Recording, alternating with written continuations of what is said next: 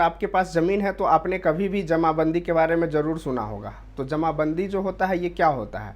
जमाबंदी पंजी एक तरह से राजस्व संबंधी जो होता है महत्वपूर्ण दस्तावेज है।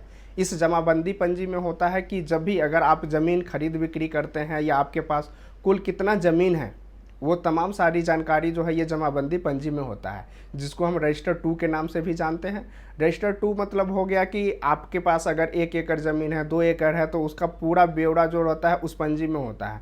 और उसी के बाद अगर आप उस ज़मीन को खरीद बिक्री करते हैं, उसमें आपको किसी को केवाला किए हुए हैं, किसी का राजस्व लगान निर्धारण हुआ है, तो ये तमाम सारी जानकारी आपको रजिस्टर 2, जिसको हम जमाबंदी पंजी बोलते हैं, वहाँ पर होता है।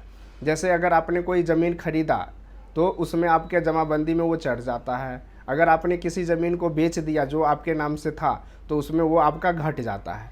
तो इस जमाबंदी पंजी में जो होता है क्या क्या लिखा होता है, उसमें आपका जो स्वामित्व है, जिनके नाम से जमाबंदी कायम है, जिनके नाम से वो ज़मीन है, उनका नाम लिखा होता है, खाता लिखा होता है, राजस्व लगान जो होता है सो खेसरा लिखा होता है। ये तमाम सारी जानकारी जो है आपको जमाबंदी पंजी में देखने को मिलती है। और ये कानूनी रूप से कभी भी अगर मोटेशन करना हो या कोई वाद विवाद हो तो उसमें इसका प्रयोग किया जा सकता है।